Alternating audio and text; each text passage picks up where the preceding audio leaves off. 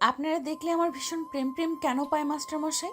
এমন এক বাক্য শুভ্রা রাঙা ছোট্ট কাগজে কেউ লিখে একটা নীল রাঙা টিপসহ রেখে দিয়ে গিয়েছে প্লাবনের টেবিলটার উপরে। মধ্যাহ্নে প্রাইভেট পড়তে আসা এক ঝাঁক কিশোর কিশোরী তখন বেশ হাসাহাসি করলো মাস্টার মশাইয়ের টেবিলের উপর থাকা চিরকুটখানা দেখে। হাসাহাসি শব্দ শুনে যখন তাদের গম্ভীর মুখ মাস্টার মশাই পাশের রুম থেকে ছুটে আসলো এক রাম ধমক দেওয়ার উদ্দেশ্যে, তখন এই চিরকুট দেখে তার শরীর কাঁপিয়ে কাশি শুরু হলো। ছাত্রছাত্রীদের সামনে লজ্জায় যেন মাটিতে মিশে যেতে ইচ্ছে করলো। চিরকুটখানা নিজের ঢোলা ফতুয়াটার পকেটের ভাঁজে খুব বিরক্তে ছুঁড়ে ফেলে। চোখ রাঙিয়ে উঠে মাস্টার মশাই। শ্যাম বর্ণা চাপদারিওয়ালা এই 25-এর যুবকের চোখ রাঙানিতে চুপ হয়ে যায় ভীষণ হাসাহাসি, থেমে যায় কৌতুক মাখানো মজা। সবাই নিজেদের আসনে চুপটি করে বসে পড়ে। মাস্টার মশাই পরিস্থিতি স্বাভাবিক করতে কালো রঙের শক্ত বোর্ডে সাদা চকের আঁচড় কাটতেই হুড়মুড় করে পাঠশালার দরজায় হাজির হলো পাঠশালার অতি জনপ্রিয় চঞ্চল সপ্তদর্শী কিশোরী উড়নচণ্ডী ওরফে তিস্তা। পাঠশালার মধ্যিখানে অবস্থানরত ছাত্রী ভ্রমরী উচ্ছ্বাসিত কণ্ঠে বলল, তিস্তা পচা বস্তা আসছে মাস্টার মশাই। মাস্টার মশাইয়ের হাতের চকখানা মাটিতে পড়ে যায়। বিরাট চিৎকারে আর কিছুক্ষণ আগে ঘটে যাওয়া কাণ্ডের ভাবনায় একটু অন্য মনস্ক ছিল বিধায় চকের এ দশা। তিস্তা তিস্তা মাস্টার মশাইয়ের হতভম্ব অবস্থা দেখে ফিক করে হেসে দেয়। মাছ সিতিকাটা মাথার দুটা ছোট্ট ছোট্ট ঘাড় অবধি ঝুলে থাকা বেনি ঘুরাতে ঘুরাতে বলে, মাস্টার মশাইয়ের দাঁতে পোকা, মাস্টার মশাই বড্ড বোকা। তিস্তার এই নির্বোধ ছন্দখানি কারোর কান অবধি পৌঁছায়নি। তিস্তার কানই নিজেকে ধন্য মনে করলো এত সুন্দর ছন্দখানা শুনে। তাছাড়া মাস্টার মশাইয়ের কান অবধি ছন্দটা গেলে উড়নচণ্ডীর গাল দুটো চড়িয়ে ছাল তুলে দিত। এই জন্য নিজের কণ্ঠস্বরের প্রতি কৃতজ্ঞতা স্বীকার করে তিস্তা। সে ধীর শব্দ প্রদান করে ছন্দখানি বের করেছে বলেই তার গাল দুটো আজ বেঁচে গেল। এতক্ষণ অবধি ঘটে যাওয়া সবটা বিব্রতকর পরিস্থিতির রাগ তিস্তার উপর গিয়ে পড়ল।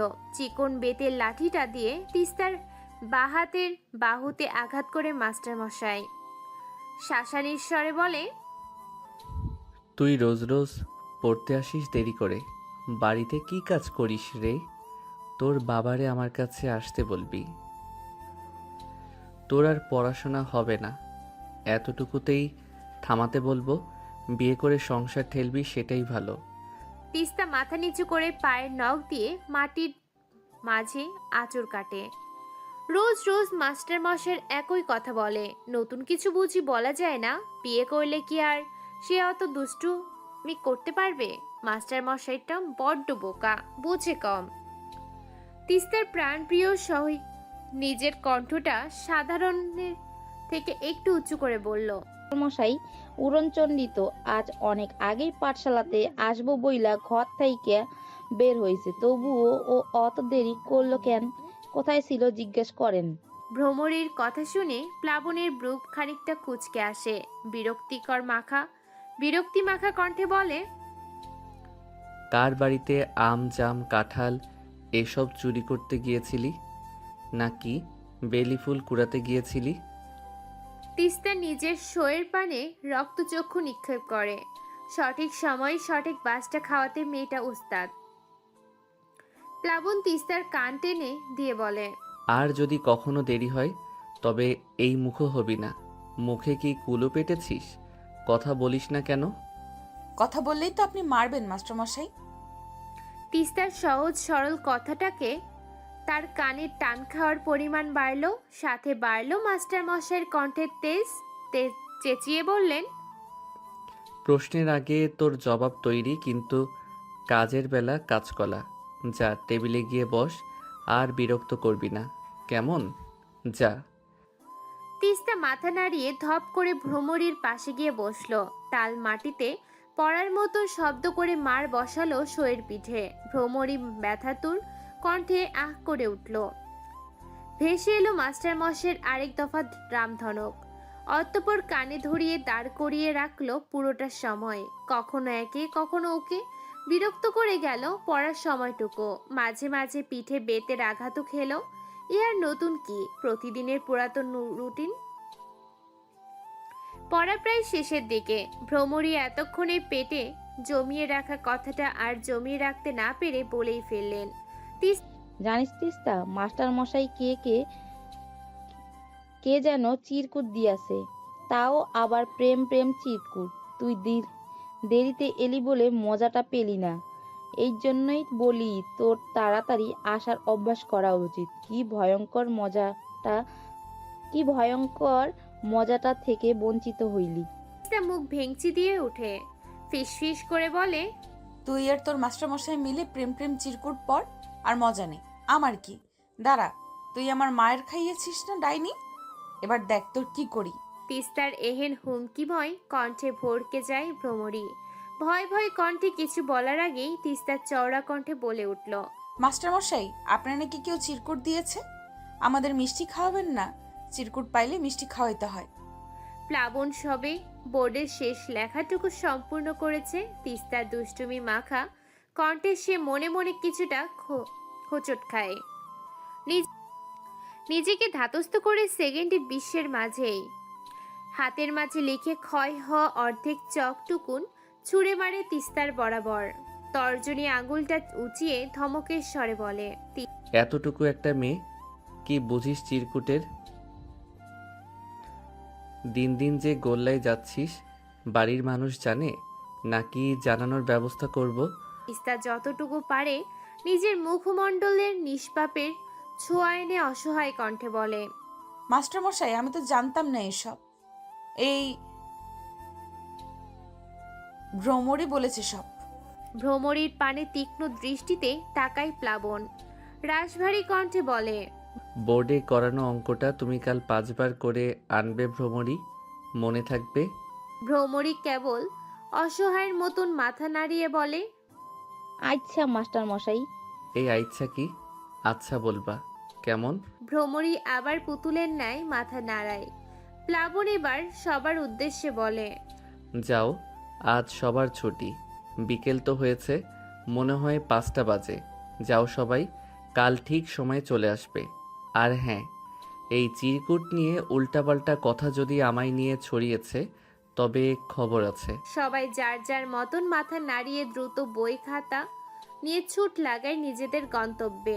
তাদের সাথে তিস্তাও যোগ দিতে নিলে প্লাবন গম্ভীর কণ্ঠে বলে, তিস্তা, তুই কোথায় যাচ্ছিস? আজ তুই দেরি করে এসেছিস, তাই তোর শাস্তি হলো সন্ধ্যা অবধি এখানে পড়বি। আমি একটু বাজারে যাব, তোর বাবাকে বলবো যাওয়ার সময় যেন তোকে নিয়ে যায়।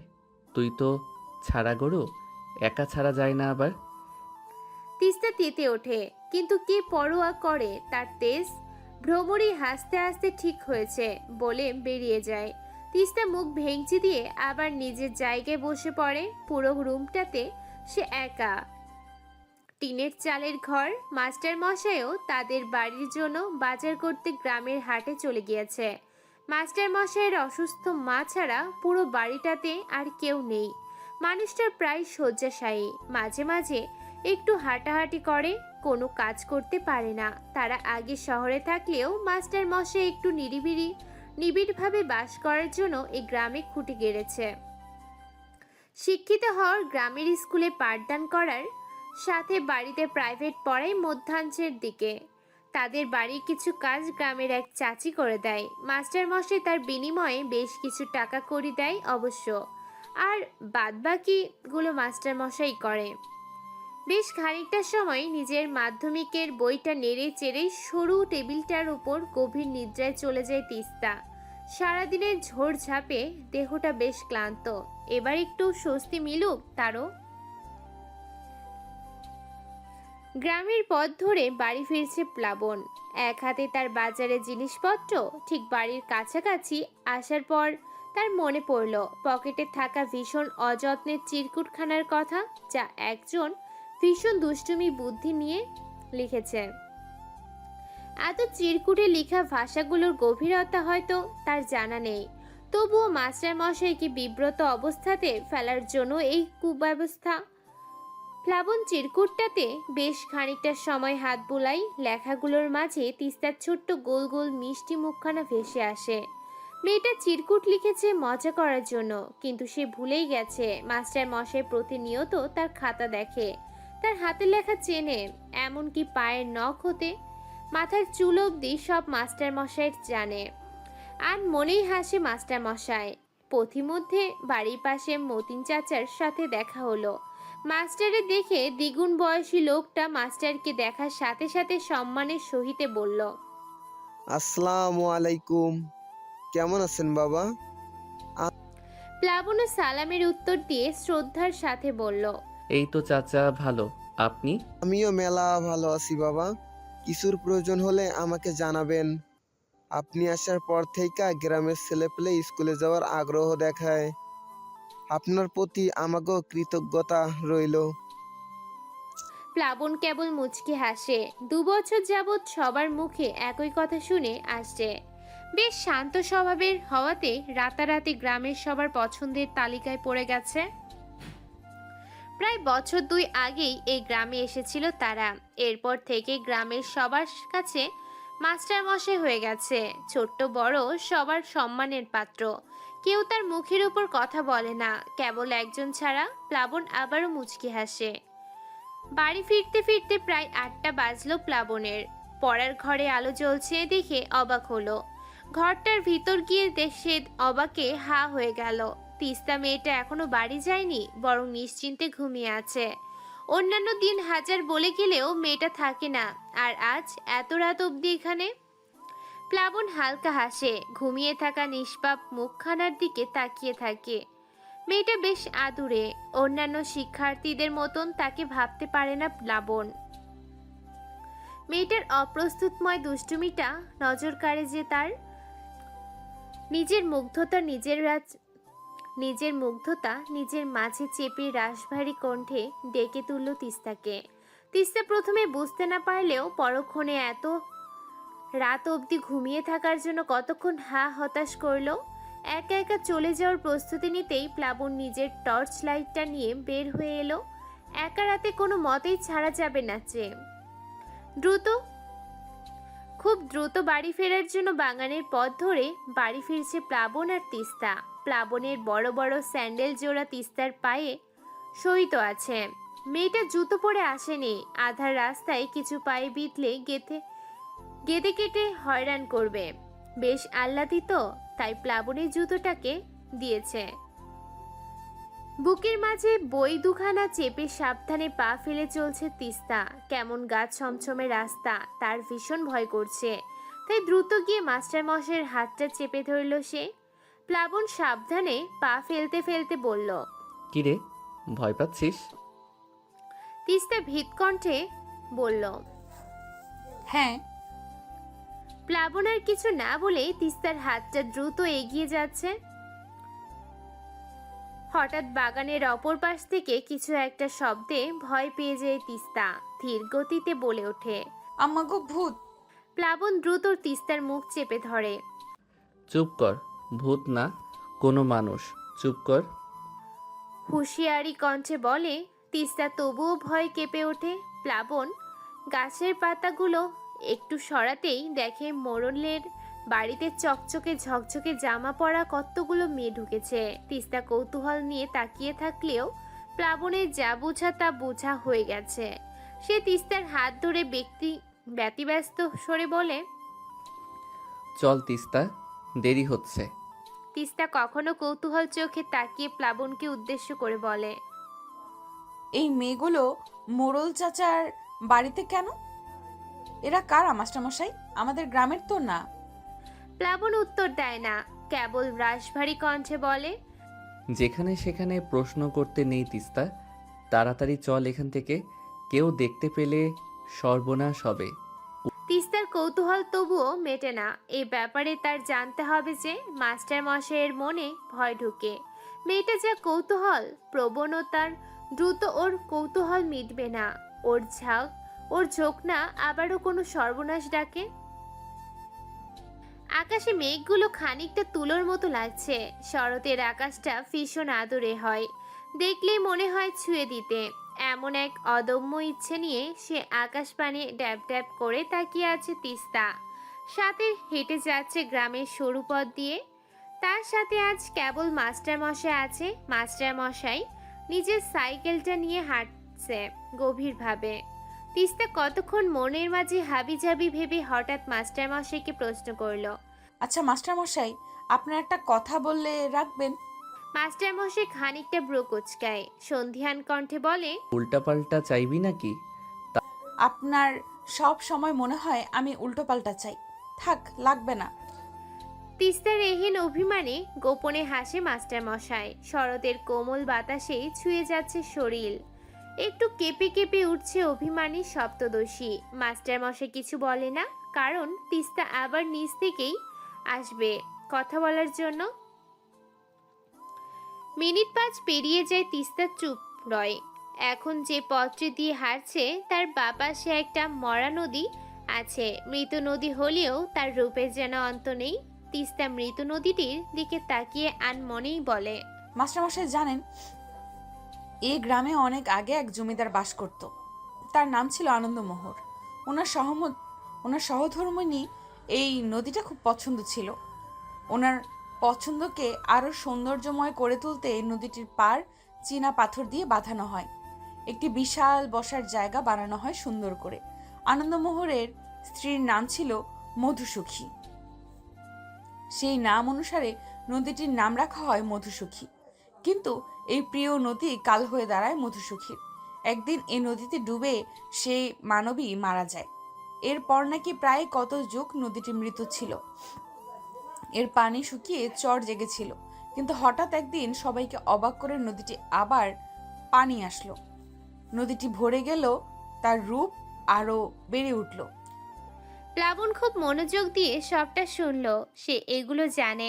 গত 2 বছর যাবৎ অনেকে এই নদীটিকে জাদুময় নদী বলে আখ্যায়িত করে।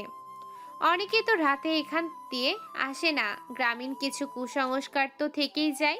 তবে সে পুরানো গল্প নতুন করে তিস্তার মুখ থেকে শুনতে ভালোই লাগছে, তাই সে নীরব শ্রোতা হয়ে সবটা শুনল। এবার সে প্রশ্ন করল, তাহলে তিস্তা নদীটি আবার মৃত হলো কিভাবে? তিস্তা একটু খুশি হলো। মাস্টার মশাই তার কাছ থেকে কিছু জানবে, শিখবে, সেটা যেন বিশ্বজয় করার আনন্দ দিল তাকে। সে উচ্ছ্বাসিত কণ্ঠে বলল, এই নদীটা আবার মৃত বলে ঘোষণা দেওয়া হয় প্রায় 17 বছর আগে। আমি জন্মানোর 5 দিনের মাথায় নাকি নদীটা মারা যায়। এর চর জেগে ওঠে। আমি যখন মায়ের পেটে আসি তখনই নাকি নদীটা তার স্রোত হারিয়ে ফেলে, গতি কমিয়ে দেয়। জানেন মাস্টারমশাই, আমার কি মনে হয়? মাস্টার মশাই উৎসুক দৃষ্টিতে তাকিয়ে বলল, কি মনে হয়? আমি জন্ম নেওয়ার সাথে সাথে নদীটা মারা গেছে। বোধহয় আমি মারা গেলে নদীটা আবার বেঁচে উঠবে। প্লাবনের পাটা আপনা আপনি থেমে যায়। কথাটা মস্তিষ্ক অব্দি পৌঁছতেই খানিকটা নড়ে চড়ে ওঠে সে। ধমক দিতে গিয়েও নিজেকে ধাতস্থ করে বলে, তাহলে এক কাজ কর, তুই বরং তাড়াতাড়ি মরে যা। তুই বেঁচে থেকে তো কারো কোনো কাজে আসছিস না, বরং মরে গিয়ে কাজে লাগবি। এই মৃত নদীটা জীবিত হয়ে গেলে এখানে মাছ চাষ করা যাবে। তারপর কত মানুষ এই মাছ বিক্রি করে তাদের উদর পূর্তি করতে পারবে। কি বলিস? তিস্তা মাথা নত করে কেবল ঘাড় কাত করে, যার অর্থ ঠিক আছে। প্লাবন অবাক হয়। এত ভদ্র মেয়ে তো তিস্তা না। এদিকে সপ্তদশী। তিস্তার মনে অভিমানের পাহাড়টা আরেকটু ঝড় হয়। এদিকে সপ্তদশী তিস্তার মনে অভিমানের পাহাড়টা আরেকটু বড় হয়। মাস্টার মশাইকে সে ওই কথাটা বলেছিল যেন মাস্টার মশাই তাকে ধমক দেয়। ধমক দিয়ে বলে, এসব কথা বলবি না। কিন্তু তাকে ভুল প্রমাণ করে দিয়ে মাস্টার মশাই কিনা তাকে মরে যেতে বলল। মাস্টার মশাই কি বোঝে না তিস্তার ভীষণ আদরে লাগে মাস্টার মশাইয়ের বকা। অভিমান অধিক হওয়ায় চোখের কোণে উকি দেয় অশ্রুকণা। সে তাড়াতাড়ি বইয়ের ব্যাগটা আঁকড়ে ধরে ছুট লাগায়। তিস্তার এহেন কাণ্ডে প্লাবন বেশ অবাক হয়। পেছন থেকে কয়েকবার ডাক দেয়, কিন্তু কে শুনে কার কথা। প্লাবনের মনে সামান্য বিষণ্ণতা করা নাড়ে, কিন্তু মেয়েটাকে তখন আহ্লাদ দেখালে সে এসব কথা আবারও বলতো, আর প্লাবনের দেহের মাঝে ছোট্ট হৃৎপিণ্ডটাই রক্তক্ষরণ হতো।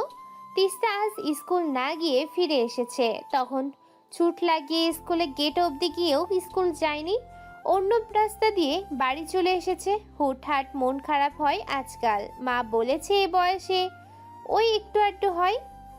তিস্তা মন খারাপ করে উঠোনের এক কোণে বসে আছে। তার মা তয়ানা চুলোয় ভাত বসিয়ে মেয়ের দিকে এগিয়ে আসে, আদরের কণ্ঠে বলে, কি হলো আজ তিস্তামণির?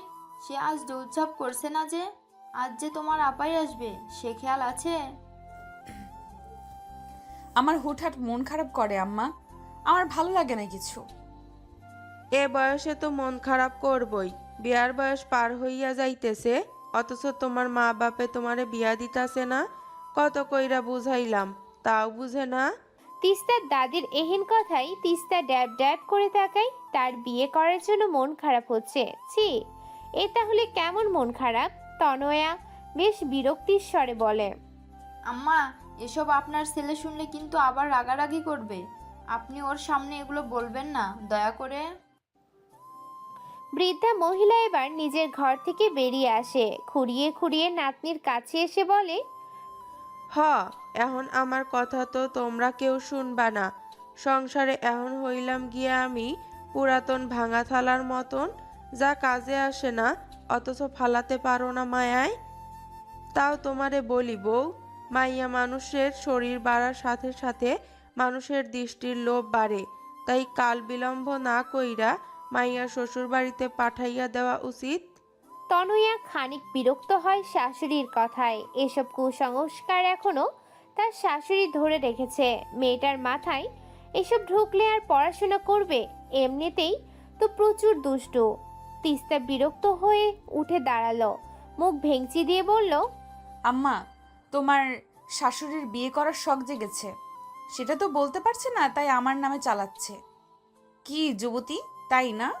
তনয়া মেয়েটার এমন বেশরম কথাই হেসে ওঠে। বৃদ্ধ লতিকা ফোকলা দাঁতে একটু হেসে লজ্জারাঙা কণ্ঠে একটু শাসনের সুরে ঢেলে বলল, দিনে দিনে গতর বাড়ে আর ইত্রামি বাড়ে মাইয়ার। তিস্তা দাদির গাল টেনে দেয়। ফিক করে হেসে ওঠে তিনজনে। দাদিকে সে বেশিরভাগ সময় যুবতী ডাকে, কারণ দাদি পছন্দ করে না তাকে কেউ বৃদ্ধ ভাবুক। তিস্তার ডাকে দাদি বেশ আনন্দিত হয়। আজ দুপুর 3টে বাজার আগেই তিস্তা হাজির পাঠশালায়। পরনে তার নতুন লাল টুকটুকে গোল ফ্রকটা। তিস্তার বয়স 17 হলেও দেখতে বেশ বাচ্চাদের মতো ছোট। প্লাবন সবে স্নান করে এসেছে। খেতে যাওয়ার জন্য রান্নাঘরে যেতেই তার টিনের চালের পড়ার ঘরটি চোখে পড়ল। লাল টুকটুকে ফ্রক পরা এক কিশোরী মাথা নিচু করে বসে রইল। প্লাবন খানিকটা অবাক হলো। তিস্তা তো এত তাড়াতাড়ি পড়তে আসার মেয়ে না। প্লাবন নিজের খাবারের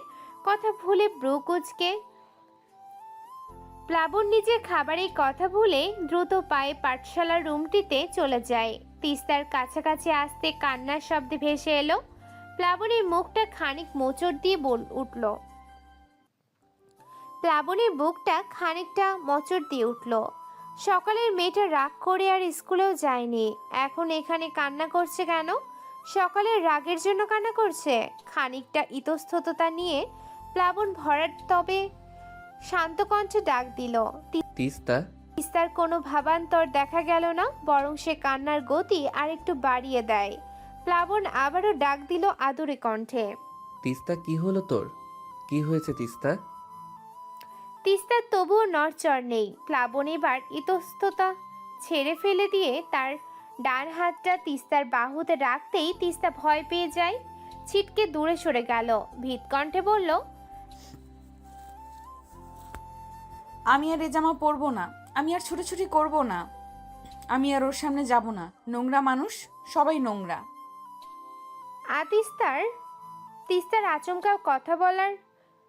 তিস্তার আচমকা বলা কথাগুলো প্লাবনের মস্তিষ্ক অবধি পৌঁছাতে একটু সময় লাগে, কিন্তু বোধগম্য হতেই শরীরটা একটু কেঁপে ওঠে। অনাকাঙ্ক্ষিত ভয় মাথা চাড়া দিয়ে ওঠে। তিস্তা এসব কথা বলছে কেন? প্লাবন ব্যস্ত স্বরে বলে, কে কি বলেছে তোকে? আমায় বল কি হয়েছে? কে কে ধরেছে তোর গাল? তিস্তার ততক্ষণে হেঁচকে উঠে গেছে কাঁদতে কাঁদতে। সে মাস্টার মশাইয়ের দিকে তাকায়, চোখগুলো লাল হয়ে ফুলেও গেছে। মাস্টার মশাইকে দেখে ভিতরে সব কান্না বের হয়ে আসে। অভিযোগের স্বরে বলে, সবাই খারাপ মাস্টারমশাই, অনেক খারাপ। জানেন আমার গাল, পেট, ঘাড় ধরেছে ও বাজেভাবে। খুব খারাপ ওর হাত। প্লাবন আটকে ওঠে, বিস্মিত কণ্ঠে বলে। কে কে ধরেছে তোর গাল? তিস্তার ফুপিয়ে কেঁদে দেয়, অস্পষ্ট স্বরে বলে। দুলাভাই। ফুলো ফুলো চোখ দুটি কিছুক্ষণে বিবর্তনে উচ্ছ্বাসে পরিপূর্ণ। প্লাবন দূর হতে উচ্ছ্বাসিত মুখখানা দেখে তৃপ্তির হাসি হাসে, ছোট্ট শ্বাস ফেলে বলে, আর খাবি তেঁতুল আচার? তিস্তা শেষ পর্যায়ে আচারটুকু মুখে পড়ে নেয়।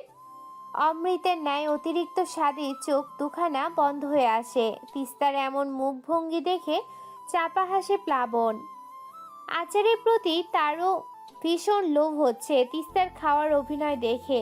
তিস্তা মুখের আচারটুকু শেষ করে আঙ্গুলটুকু চাটতে চাটতে বলল, না মাস্টারমশাই, আর খাবো না।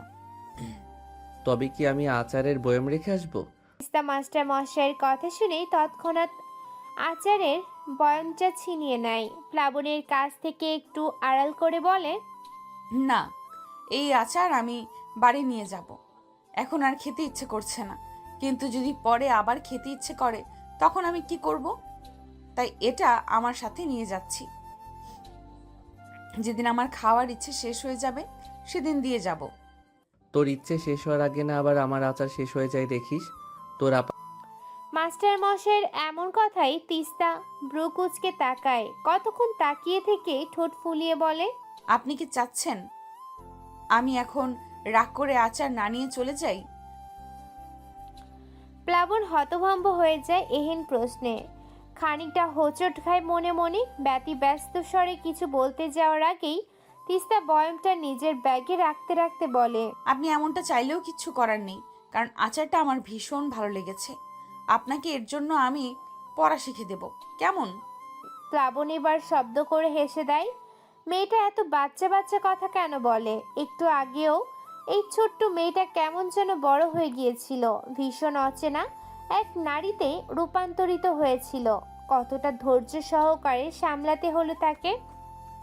প্লাবন তিস্তার মাথায় স্নেহের হাত বুলিয়ে বলল, তোর আপা জানে তাই না? তুই তোর আপাকেই প্রথম বলেছিলি খারাপ স্পর্শের ব্যাপারটা। আমি সবার আগে আপারেই বলছি, দুলাভাই নষ্ট পুরুষ। আমি আপারে অনেক বলেছি, কিন্তু আপা আমাকে চড় লাগিয়েছে মাস্টারমশাই, অনেক জোরে মেরেছে। শুকনা চোখগুলো কথার পরিপ্রেক্ষিতে জলে পরিপূর্ণ হয়ে গেল। প্লাবনের ভীষণ অবাক লাগলো তিস্তার আপার ব্যবহারে।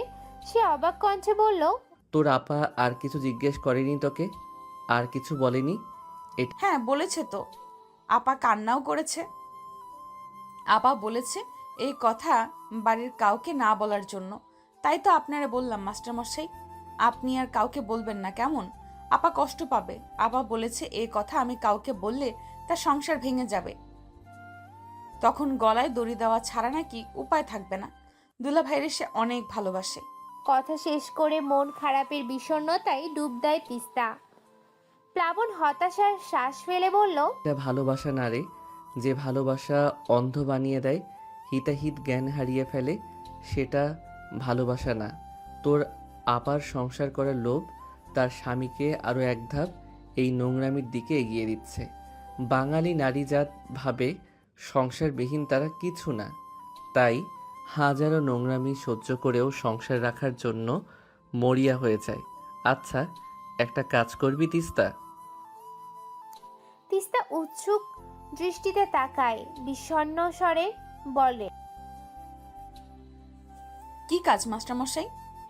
তোকে তোর দুলাভাই সবার আড়ালে স্পর্শ করেছে, তাই না? হ্যাঁ। তাহলে তাকে শাস্তিটা সবার আড়ালে তুই দিবি, পারবি না? প্লাবনের কথা তিস্তার বোধগম্য হয় না। সে প্রশ্নাত্মক দৃষ্টিতে তাকিয়ে বলে, কি শাস্তি দেব? আর দুলাভাই আমার বড়। প্লাবন কিছুটা রেগে যায়, ভরাট কণ্ঠে বলে, বড় বলে তুই শাস্তি দিতে চাস না, আর সে তোকে নোংরা চোখে দেখুক, সেটা তোর ভালো লাগবে? তিস্তা ডানে বামে মাথা নাড়ালো, যার অর্থ তার ভালো লাগবে না।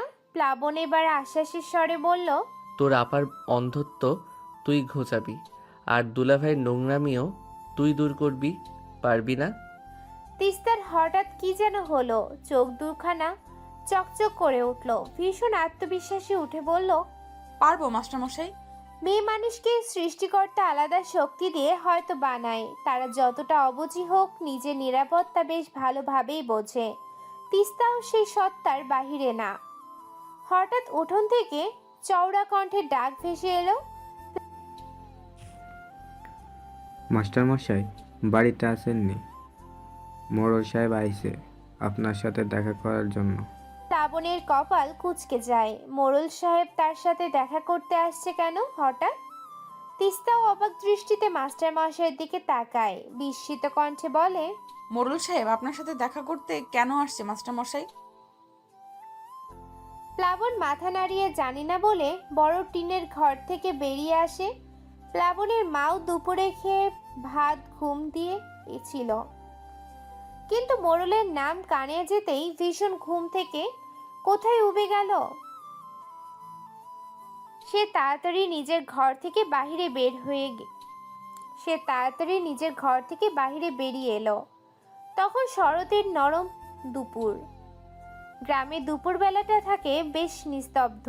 মোড়ল সাহেবকে দেখে প্লাবন বেশ সম্মানের সাথে সালাম করে, বিনীত কণ্ঠে প্রশ্ন করে, আপনি এখানে যে? কোনো প্রয়োজন থাকলে আমাকে ডাকতে পারতেন। মোড়ল সাহেব তার সাথের চাকরটার কাছ থেকে হুকা পান করে। হুকার ধোঁয়া আকাশে উড়িয়ে দিয়ে কর্কশ কণ্ঠে বলে, এই গ্রামে তো অনেক মাস্টারই আছে, কিন্তু আমার মাইয়ার কঙ্কনার তোমারে লাগবে পড়ার জন্য। তুমি সময় কইরা গিয়া পড়াইও, টাকা পয়সার ব্যাপার নিয়ে ভাবতে হইব না। প্লাবন তার মাধুর্যতা নয়, কণ্ঠে আরো বিনীত ভাব ঢেলে বলে, শিক্ষকদের পড়ানোর বিনিময়ে যেটা দেওয়া হয় সেটাকে সম্মানই বলে, টাকা পয়সা না। আর আপনি তো জানেন দুপুরে আমার একটা শিক্ষার্থীদের দল আছে যাদের আমি পড়াই, সেটা ছুটি দিতে দিতে সন্ধ্যা নামে। এরপর তো আর পড়ানো সম্ভব না। আপনি বরং কঙ্কনারে এসে পড়ে যেতে বললেন। প্লাবনের কথা শুনে প্লাবনের মা বর্ষা বেগম হুঙ্কার দিয়ে বলে, কাকে কি বলছো প্লাবন? মোড়ল সাহেব যেখানে এত বড় প্রস্তাব দিচ্ছে, সেখানে তোমার না করাটা বেমানান। এটা আমার একান্তই ব্যক্তিগত বিষয় মা, আপনি কিছু বলবেন না আশা করি। প্লাবনের কথাই তার মা চুপ হয়ে গেলেও মোড়লের সাথে থাকা তার চাকরটা চোখে রাঙিয়ে দেয়। ধমকের স্বরে বলে, আপনি বইয়া বাড়ি মাইয়ারে পড়াতে পারবেন না? এত সাহস কই থেকে আসে আপনার? গ্রামে টিকতে পারবেন তো? মোড়ল সাহেব বিশাল এক ধমক দিলে লোকটাকে শাসানোর ভঙ্গিতে বললেন, তোমার এত সাহস কই থেকে আসে? আমি তোমায় কথা কইতাছি, মাস্টার গো লগে ভদ্রতা, রিপিট, মাস্টার গো লগে অভদ্রতা করবি না। মোড়লের ধমকে চাকরটা মাথা নত করে ফেলল। মোড়ল সাহেব নিজের বিট খুঁটে আকৃতির হাসি দিয়ে সাধারণ কণ্ঠে বলল, আচ্ছা মাস্টার, তুমি যা কও তাই হইব। তাহলে কঙ্কনা কাল থেকে তোমার ওইখানে আইসা পড়ব। ভালো থাইকো। প্লাবন ঘাড় নাড়িয়ে বলল, বসলেন না? না মাস্টার, মেলা কাজ আছে আজ, তাহলে আসি। প্লাবন মাথা নাড়িয়ে সম্মতি দিল। মোড়ল বের হতে নিয়েও একটু দাঁড়ালো, পড়ার ঘরটার দিকে তাকালো। ঘরের দরজা ঘেঁষে তখন তিস্তা দাঁড়ালো।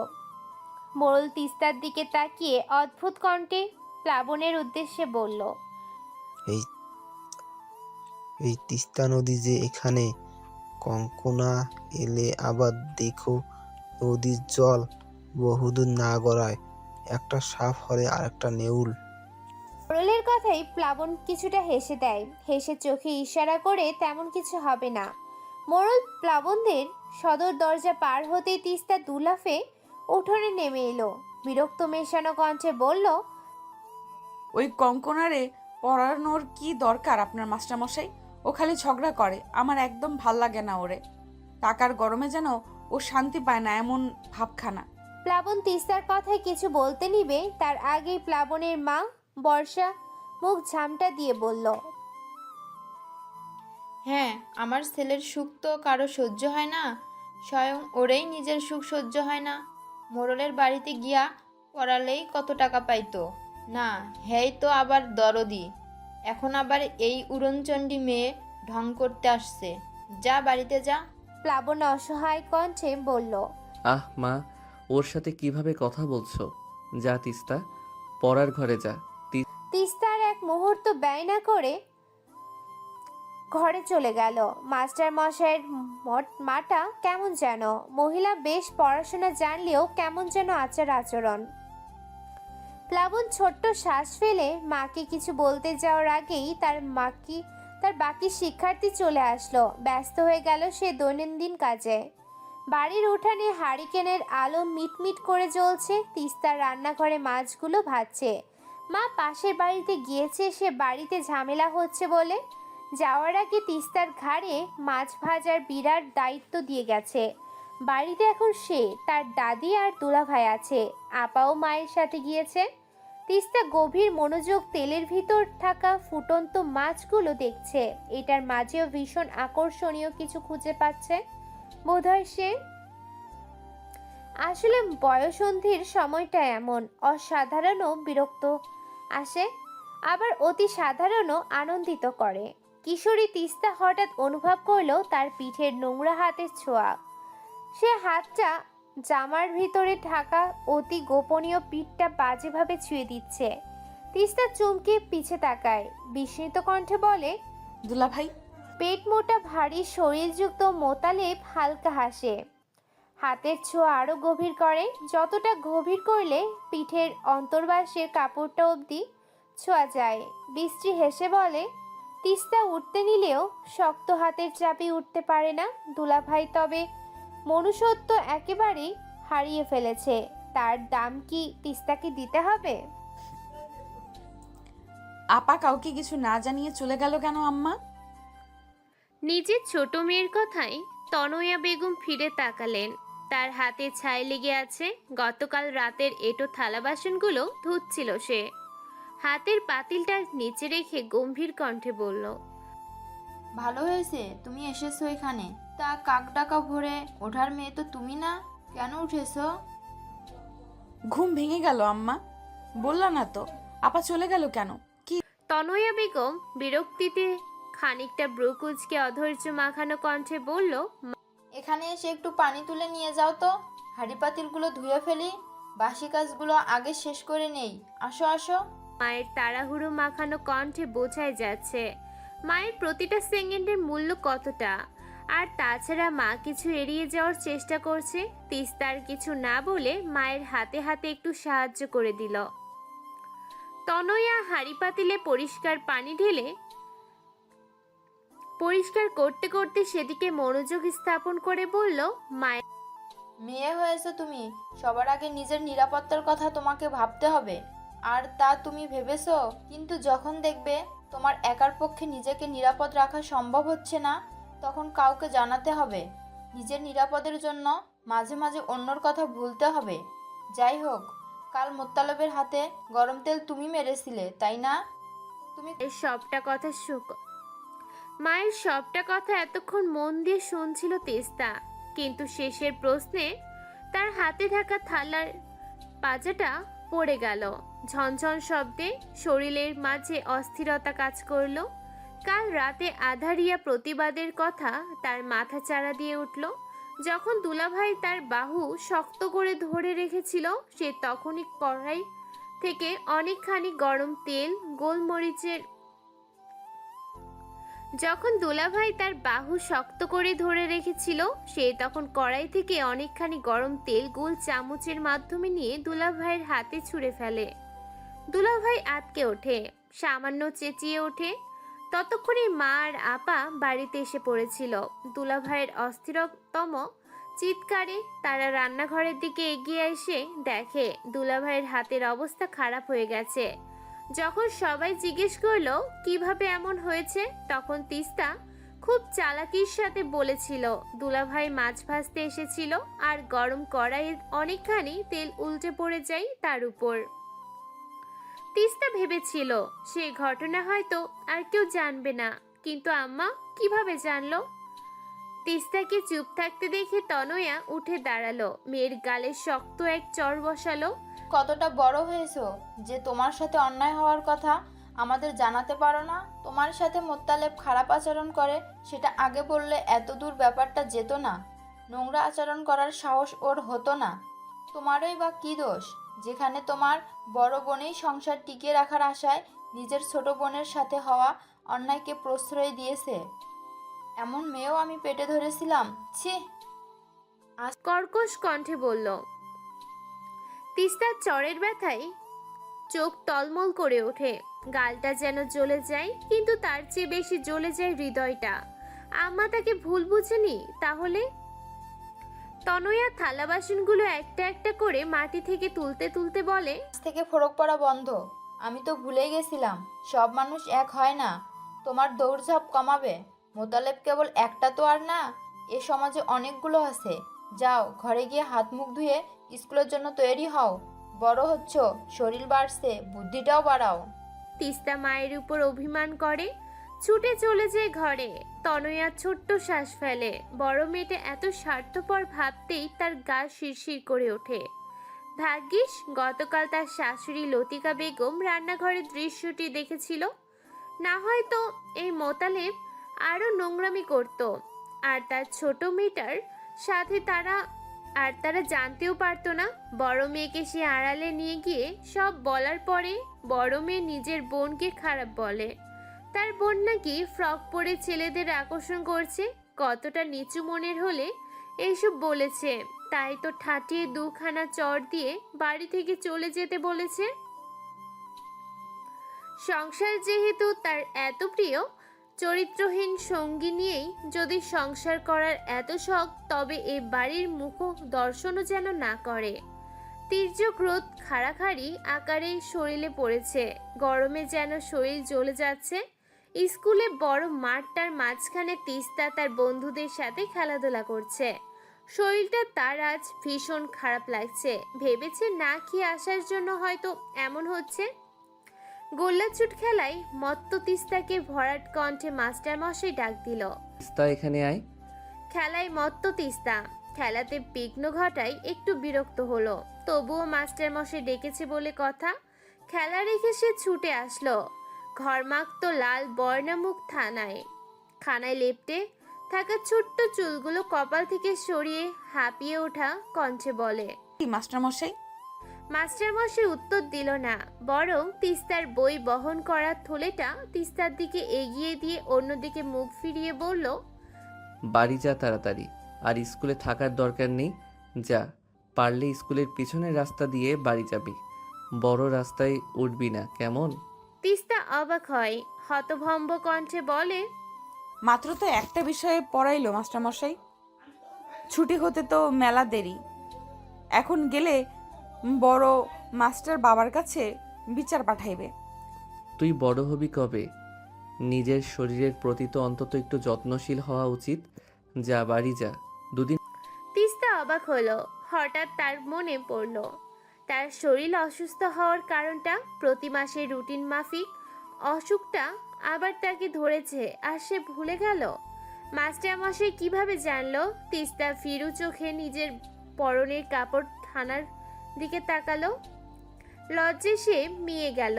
ব্যাগটা হাতে নিয়ে দৌড়ে ছুটে গেল স্কুলের পেছন দিকটাতে। কোনো থামাথামি নেই। এই বৃষ্টি লজ্জা ঢাকার জন্য প্রাণপণে তাকে ছুটতে হবে। যতদূর গেলে মাস্টার মশাইয়ের চোখে পড়বে না, চোখ পড়বে না। দীর্ঘ 2 দিন পর বাড়ি থেকে বের হয়েছে তিস্তা। দাদি তাকে এ 2 দিন বাড়ি বের হতে দেয়নি। বন বাদারে ছুটে বেড়ালে নাকি ভূত পেতনি ধরবে সে ভয়ে। গ্রামের প্রচলিত কিছু যুক্তিহীন নিয়ম সব সময় প্রচলিত থাকে। আজ জোর করে তিস্তা বের হয়েছে, স্কুলে নাকি পরীক্ষা শুরু হবে তাই মাস্টার মশাইয়ের কাছে পড়তে যেতে হবে। তাছাড়া বাকি সহপাঠীরা জানিয়েছে কল্পনা নাকি মাস্টার মশাইয়ের সাথে অনেক ভাব জমিয়েছে, সেই ভাব তো দেখতেই হবে। পাঠশালায় নাকি বাকি সহপাঠীরা চলে এসেছে, তিস্তার আগেই পড়ানো প্রায় শুরু হয়ে গিয়েছে। তার মধ্যেই হাজির হয় তিস্তা। প্রতিদিন দেরি করে পড়তে আসাটা যেন তার বদঅভ্যাসে পরিণত হয়েছে। প্লাবন তখন কালো বোর্ডটাতে গুটি গুটি অক্ষর লিখতে ব্যস্ত। দরজায় কারোর উপস্থিতি টের পেয়ে সে দরজার পানে তাকাতেই দুদিন পর কাঙ্ক্ষিত মুখখানা দেখতে পেল। দুদিন যাবৎ এই মুখখানা দেখার আশায় কতবার যে সে দরজার পানে তাকিয়েছিল, আজ অবশেষে তার তাকানোটা বিফলে গেল না। তিস্তার আজ অন্যরকম রূপ। নীল রাঙা ঝলমলে থ্রি পিস, শরীরে জড়ানো, চুলগুলো ভিজে পিঠের সাথে ল্যাপটানো, চোখের নিচে মোটা করে কাজল দেয়া, গলায় কালো একটা তাবিজ বাঁধা, ফ্রক পরা ছোট্ট তিস্তা যেন থ্রি পিস পরে বেশ বড় হয়ে গিয়েছে। নিজেকে সাজিয়েছেও ভীষণ সুন্দর করে। কে বলবে মেয়েটা ছোট? তিস্তা প্লাবনের দিকে তাকিয়ে বিনীত কণ্ঠে বলল, আসবো মাস্টারমশাই। প্লাবন কিছু বলার আগেই কল্পনা খোঁচা মারা কণ্ঠে বলল, কি রে তিস্তা, এত সাজুগুজু কেন করেছিস? বিয়ে ঠিক হলো নাকি? তিস্তার এতক্ষণে কল্পনার দিকে দৃষ্টি গেল।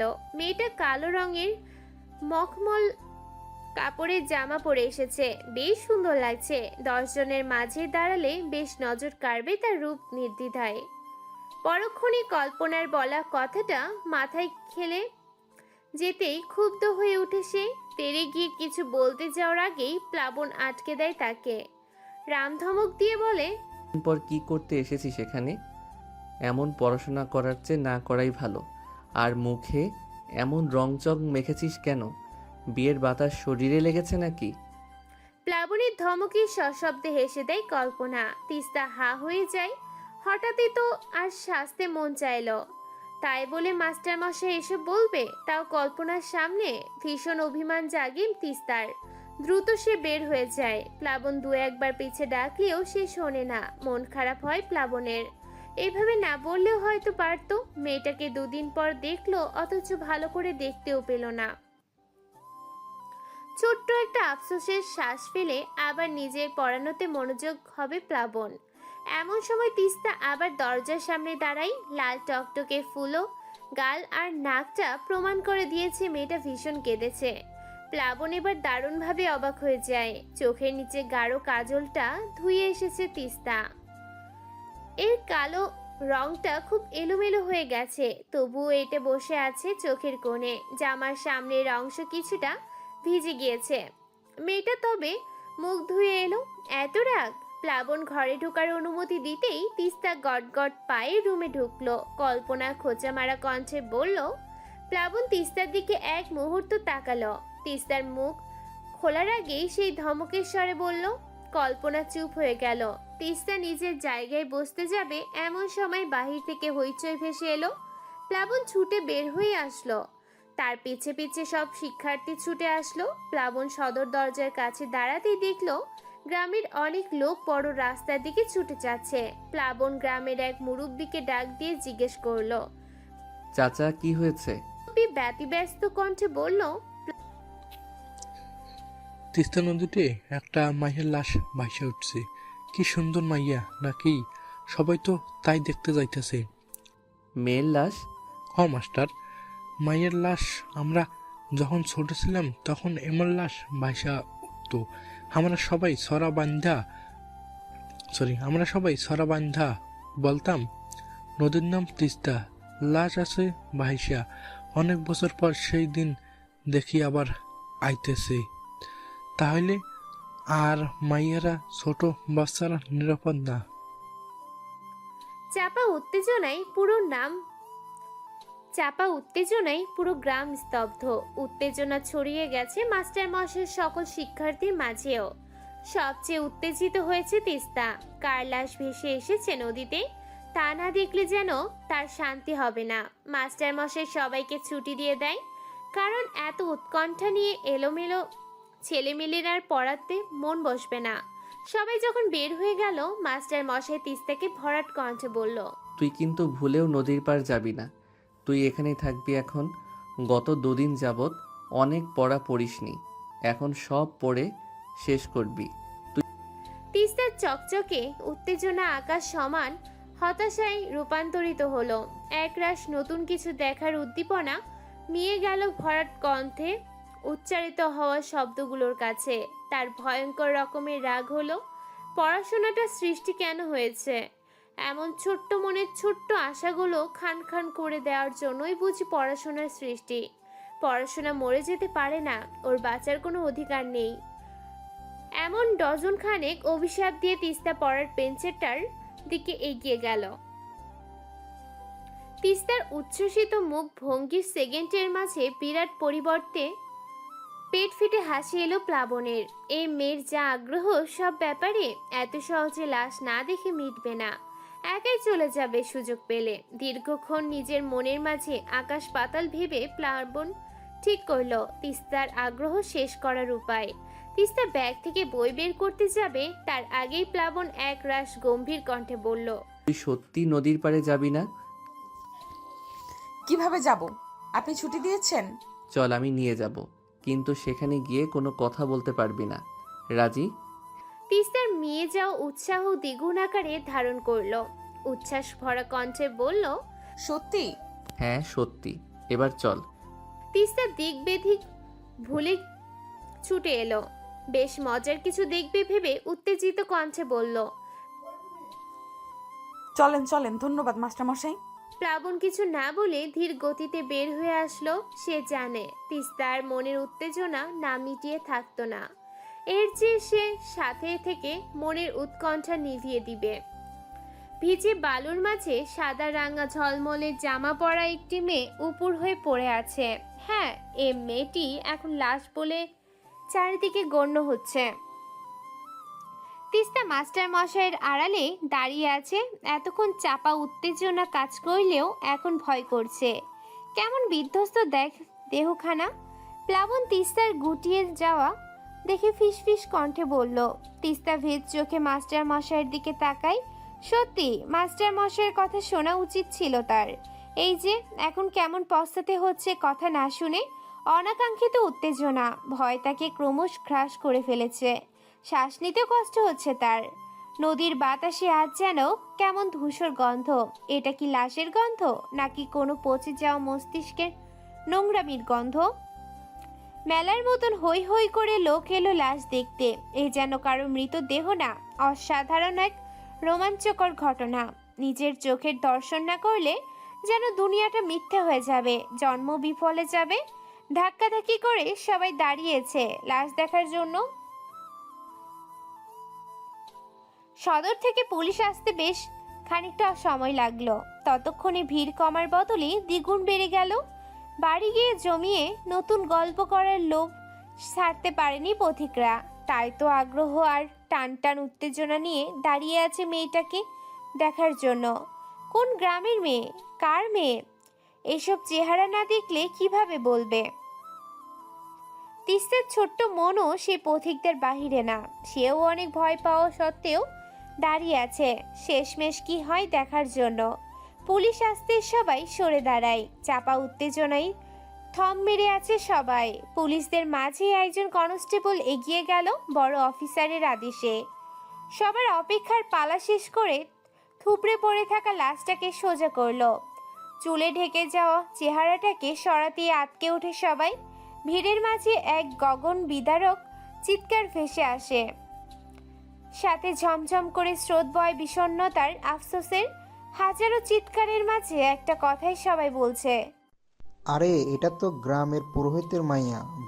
ততক্ষণে তিস্তা লাশটার পাশে এসে ধপ করে বসে পড়ে। হৃদয় বিদারক আর্তনাদ করে বলে, আমার ভ্রমর, ও ভ্রমরি, তুই এখানে শুয়ে আছিস কেন? ভ্রমর, ওঠ না, শুই, ওঠ। তুই ঘুমিয়ে আছিস কেন? ওঠ তাড়াতাড়ি।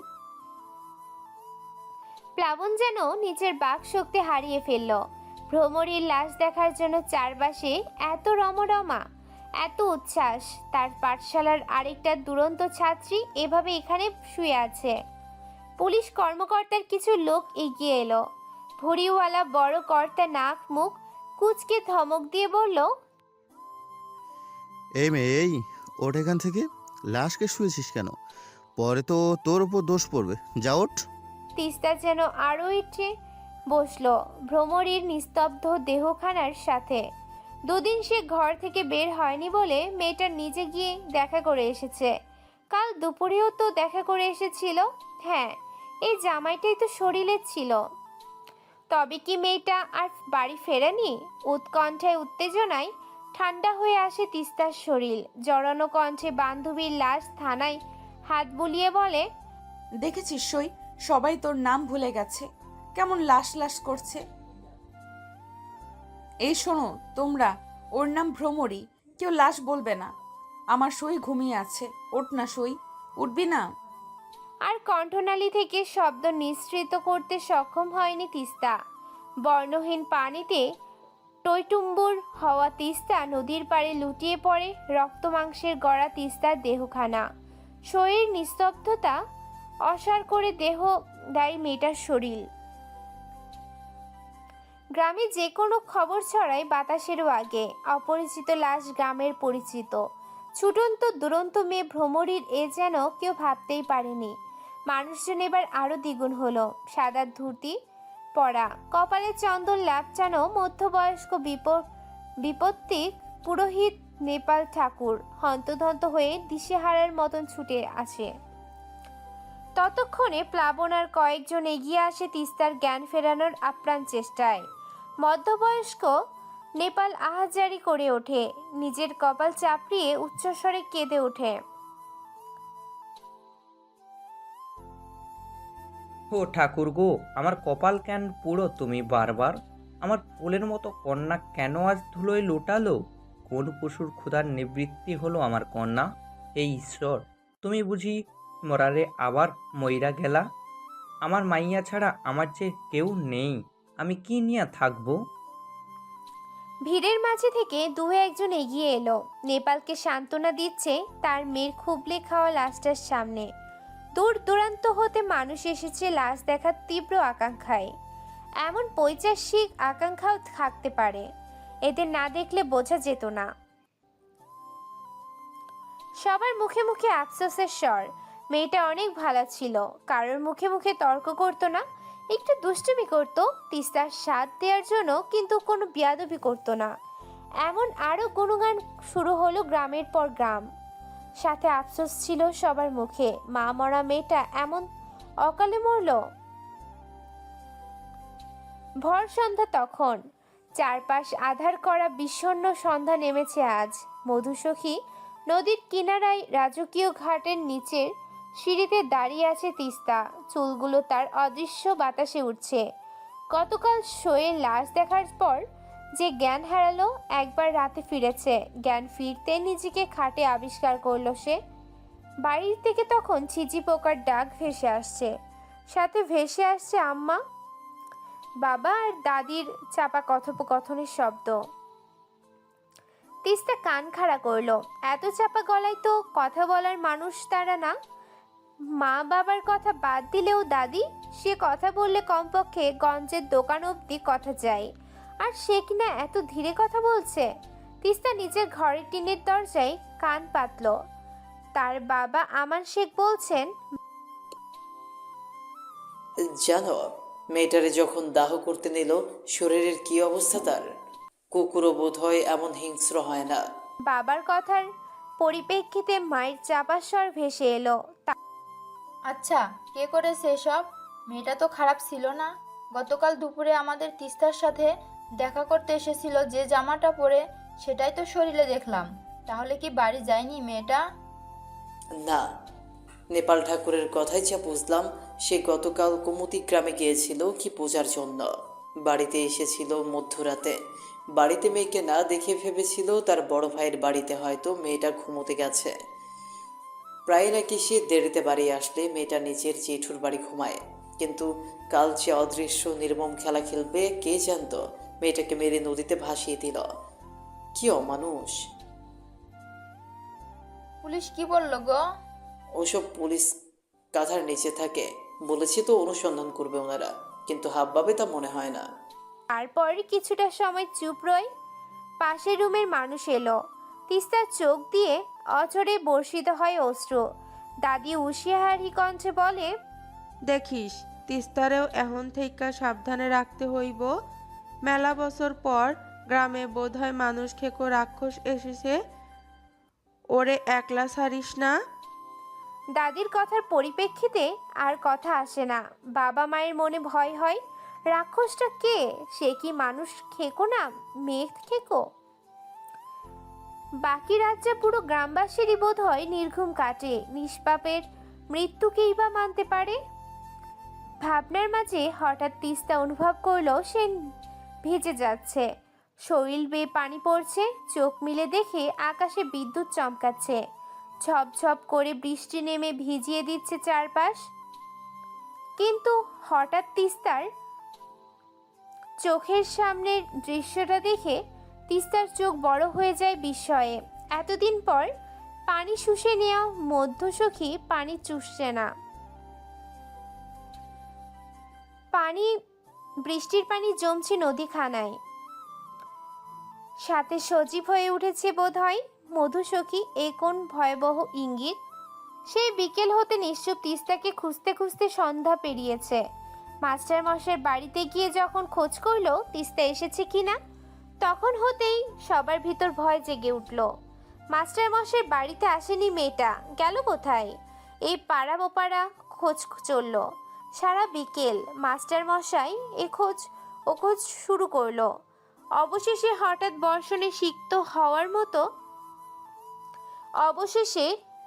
বর্ষণে সিক্ত হওয়ার পর মাস্টার মশাইয়ের মনে পড়ল তিস্তার প্রিয় জায়গাখানার কথা। ছুটে গেল মধুসখীর পাড়ে। কতক্ষণ ঝোপঝাড় খুঁজে নিরাশ হলো সে। অতঃপর ঘাটের শেষ প্রান্তে চোখ গেল তার। ঘাড় অব্দি চুলগুলো ভিজে লেপ্টে থাকা এক সিক্ত নারীর দিকে নজর গেল প্লাবনের। এই তো তার হারিয়ে যাওয়া শ্বাসের নতুন আশ্রয়, তার ভিত মনের আপনজন। তিস্তা তখনও ঠায় ঘাটে বসেছিল। বৃষ্টিতে তার ভিজে নাজেহাল অবস্থা। মস্তিষ্ক অবধি পৌঁছায়নি। তার মস্তিষ্কের সচল নিউরন গুলো বারবার এটাই জানান দিচ্ছে মধুসখীর সজীবতা। মাস্টার মশাই তিস্তাকে পেছন থেকে বার কয়েক ডাক দিল। ঝড়ের দাপটে হয়তো ডাকগুলো তিস্তার কান অব্দি আসে না। হঠাৎ নিজের হাতে টান পড়াই ধ্যান ভাঙল তার। কিছুটা বোধগম্য হওয়ার আগেই চড় পড়ল গালে। ছিটকে গেল সে কিছুটা। বিস্মিত দৃষ্টিতে সামনে তাকাতেই দেখে মাস্টার মশাইয়ের বিক্ষিপ্ত মুখখানা, চোখ জোড়া ভীষণ ক্ষুব্ধ। শরীরের সাথে মাস্টার মশাইয়ের পাঞ্জাবিটা এটে সেটে আছে। কয়েক সেকেন্ড মাস্টার মশাইকে বেশ পর্যবেক্ষণ করা হয়ে গেল তার। হঠাৎ কানে ভেসে এলো অগ্নিবর্ষণ করার মতন কথা। মাস্টার মশাই চেঁচিয়ে বলছেন,